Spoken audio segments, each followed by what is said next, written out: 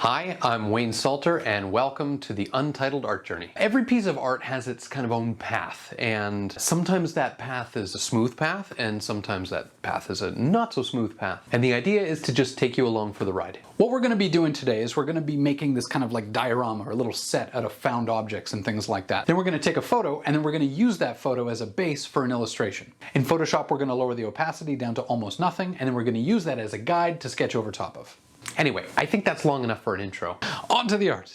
We're going to start the journey by screwing this camera onto a mount that is clamped onto this table, and looking at it now, I realize I should have just taken the clamp off of the table and then screwed the camera onto the clamp and then clamped it. It's all right. Anyway, onto the piece. We're going to be using this T-Rex model that I've had on my shelf for like 10 years, and it's going to become something today. On the back of the T-Rex, I made this little blaster pack thing made out of Lego, and the idea is going to be that we're going to use that Lego as a base later on to draw over top of in Photoshop. We're going to change the design so it doesn't look like Lego. And yes, before you say anything, I am hot gluing my Lego to the T-Rex. In fact, I'm going to hot glue Lego to itself as well. And I know that feels wrong, so I just want you to know that when I did it with great reluctance, but it had to happen, so happen it did. Now we're going to start building out the composition. You might notice right off the bat that it's out of focus. And to be honest, I was getting used to this new camera, and I was using the kind of digital display as the way of framing things up. And I thought I had my focus dialed in, But it was just not as in focus as I thought. Oh well, lessons learned.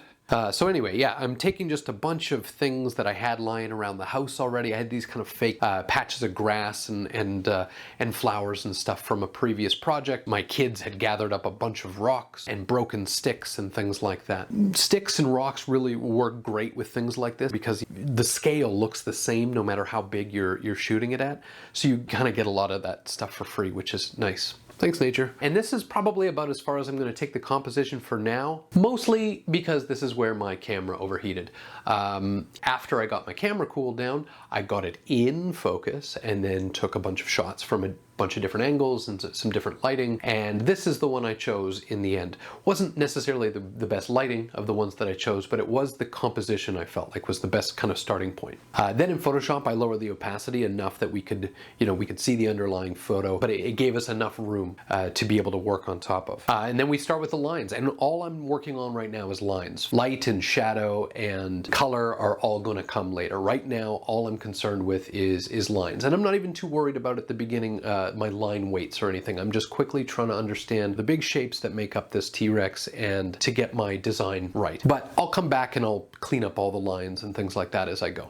Now onto the blaster pack. I've been looking forward to this, an opportunity to design over top of the Lego. Then I just have fun drawing. I think the only tip here is to try not to follow the photo too closely. Then you end up just copying and making it look like Lego. But yeah, the idea here is to just kind of have fun. Because it's in Photoshop, you can erase things and try again, which is what's going to happen right now, because as I'm drawing this arm, I feel like I'm just following the Lego far too closely. So a way to combat that is, first of all, just erase it and try again, but also lower your opacity even further. So you're getting those base lines, those base perspectives, base forms, but it's not informing you so much that you just copy it. I think the second attempt at the arm worked out a little bit better. I'm happy with it. And I move on to the gun, which I am happy with, but I drew it a little bit too quick and my lines were a little bit sloppy. Now I go back and I clean it up a little bit later, but at the moment it's a little bit loose. Then I added a few line weights to Mr. T-Rex here before working on the refueling station. I imagine it's loading up with some sort of fusion plasma thermite ammo or something like that to go off and hunt the heavily armored Triceratops King,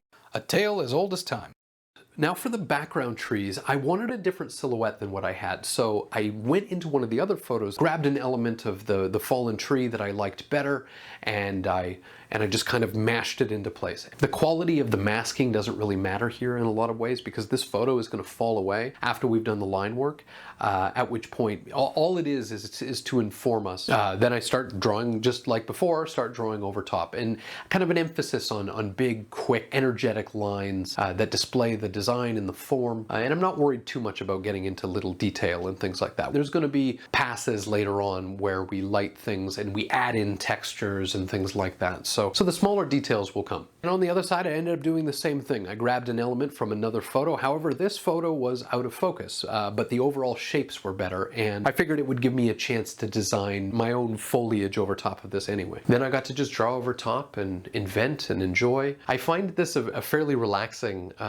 way of drawing where all of the kind of big decisions have been made for you already, and you just get to worry about these tiny little moments. And then on the right hand side here, I wanted a bit of a silhouette break. So I got an image of a tree, lowered the opacity, and then I drew over top of the tree. I feel a pattern starting to form. Then I brought in some mountains, and I used the warp tool in Photoshop to kind of push and pull a little bit in order to make the composition more like what I wanted. I wanted it really weighted on the right hand side, and I wanted the head of the T-Rex and the gun to be popping out of the mountains so that they were framed up on the sky. Then, you guessed it, lower the opacity, make a new layer, draw over top. Then I'm drawing mountains for about 10 to 15 minutes, which is a perfect opportunity to put some headphones on and listen to some music. And the mountains are done. Then I made a couple quick masks and just organized my layers in a way to make my life a little bit easier. And I started with kind of a base tone, darker towards the front, lighter as you go back. And that's going to be our base for our values. I usually start my lighting pass, especially with organic shapes, with a big feathered brush. I'm just trying to figure out roughly where, on what side the light falls and on what side the shadow falls. And then when I go in and light those small shapes within those big shapes, things start to look pretty good. A little bit of work on the body and then a little bit of work on the head to start, because you got to make sure that the face of the T-Rex is going to read well and is going to be interesting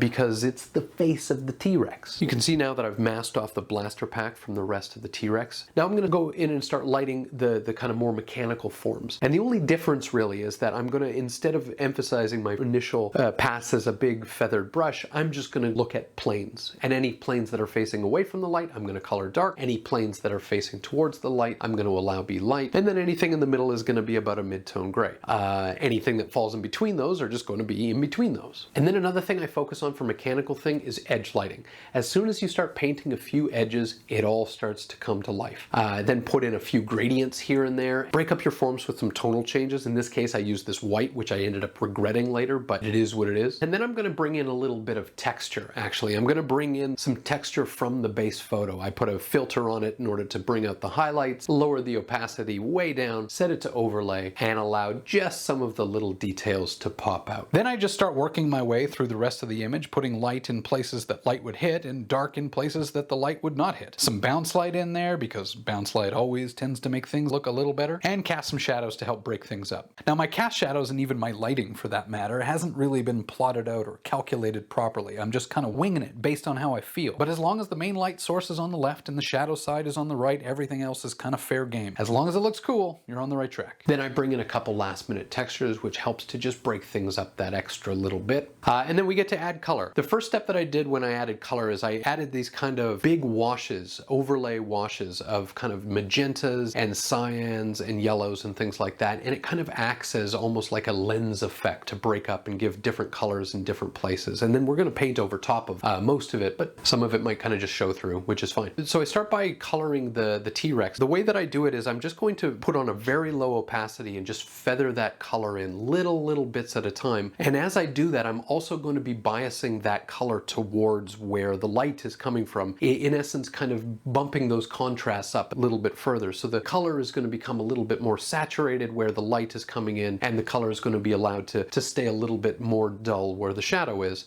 Then I start making the graphic elements on the gun. I start with this orange, and in retrospect I probably should have done this a little bit differently, where I use this mask in order to bring down the base tones on the underlying image, so that when I overlaid the orange it didn't come out quite so white. Now it makes it look like it's like an orange metal, which is not exactly what I want, but then I changed it to gold, which I felt like worked a little bit better. Still a little washed out here, but I think I balanced it out by the end.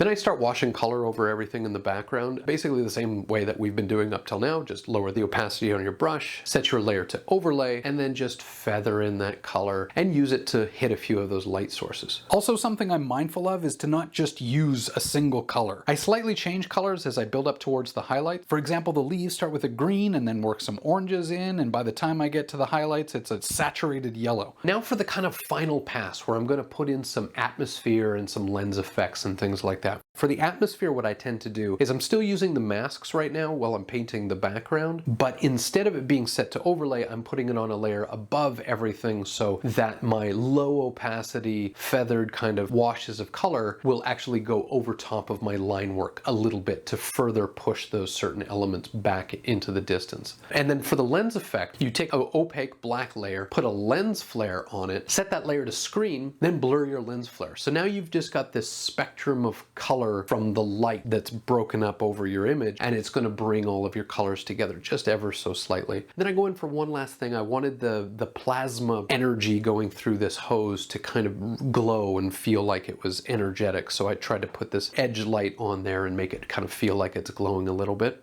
And for some final touches, making sure the levels on everything are reading nicely and all your contrasts are contrasting. And there it is, the final image. We sign our name and yeah, a fueled up T-Rex. I like it.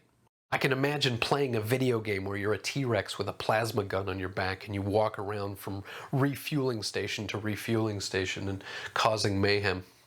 Well, I had a lot of fun doing this one. I hope you had fun too. There's going to be lots more of these to come. So hit the like button if you liked it. Hit subscribe if you want more. And we'll see you next time. Bye!